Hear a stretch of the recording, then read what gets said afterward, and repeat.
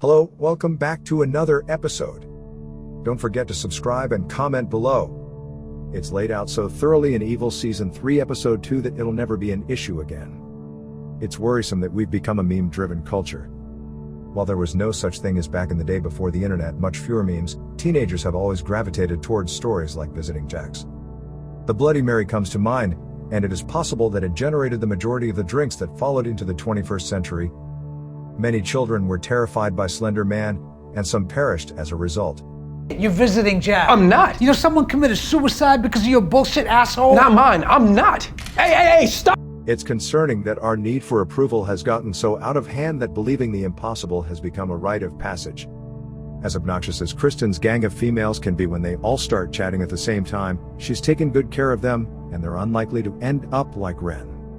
In Evil Season 3 Episode 1, we witnessed how they dealt with Leland's attempts to entice them into frank discourse. Even when Lynn's sisters pressed her to complete the 7 duties just in case, they realized they were futile and unneeded. For some, memes like these are all-consuming, and their need for acceptance is so strong that they lose sight of what really matters. It is becoming easier to find evidence to support the next trend as the internet grows more sophisticated. Who hasn't rushed to Google Maps to check out something that looked impossible? The reasons for these mind games are sometimes unknown or perhaps non-threatening. Others are motivated by more malevolent motives. You haven't been paying attention if you think Leland's efforts on Lucifer's behalf to remove hope and foment division with doom scrolling are far-fetched. For decades, Michelle and Robert King have gorged themselves on concepts like this. The NSA listening in on Alicia's cell phone calls was even mentioned on The Good Wife. That was before Alexa and Google Nest were as common as a wall phone in many houses.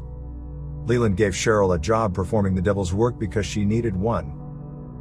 What would she be doing if she wasn't doing this? $150,000 surcharge on top of my $800,000. I'm not sure if Cheryl possesses any marketable abilities. She knows how to use a computer and can shrink her skull, although only one of those skills is useful to anybody other than Leland. Have we ever heard of the term doom scrolling before this episode? Everyone understands that fear, like other forms of negativity, sells. The 10 worst things will attract more attention than the 10 greatest. With a relentless bombardment of cases, hospitalizations, and fatalities, we watched society suffer a huge hit during COVID. This resulted in the greatest pharmaceutical windfall in history, and there are no signs of it slowing down. COVID also shows that politics will do all in its power to foment discord. It confirms Leland's thesis when two, why just two? Political parties would lean hard away from the center only to show a point when lives in society are on the line. The ruling parties want us to be on pins and needles, frightened and nervous about things that don't matter in the grand scheme of things. That isn't to argue that dying of COVID or suffering from today's suffocating inflation isn't important. But the fact that it continues to be hammered home on a daily basis, without anybody exploring meaningful answers, says it all. Other things never come to light when we're completely focused on what they want us to focus on. Agendas can shift and plans can be created without our knowledge, since our attention is drawn in certain ways. And Leland and Cheryl's missions aren't just for the general public. They've also gained access to Kristen's residence. Cheryl is a bit of a mystery. From Evil Season 1, I recall that she and Kristen didn't always get along. However, desperate times necessitate extreme methods. And for how long? 3 months. Oh boy. Kristen and Andy's finances are already overburdened. He's gone missing for months at a time, attempting to keep them afloat. Kristen's employment with the church isn't well compensated. They've gotten themselves into a dilemma. Kristen has let Cheryl off the hook. Cheryl pays rent $2,000 per month, and she babysits for free. That's a huge help to a family who is struggling financially. When it came to Cheryl, Andy returned with a clearer picture. He doesn't need much proof to figure out that something is seriously wrong with that woman. Although their spectacular brawl was a lot of fun, Cheryl wasn't joking when she threatened Andy. Kristen just can't seem to get a break. Andy has just returned home, and he'll be gone for months, if not years, to sell the firm.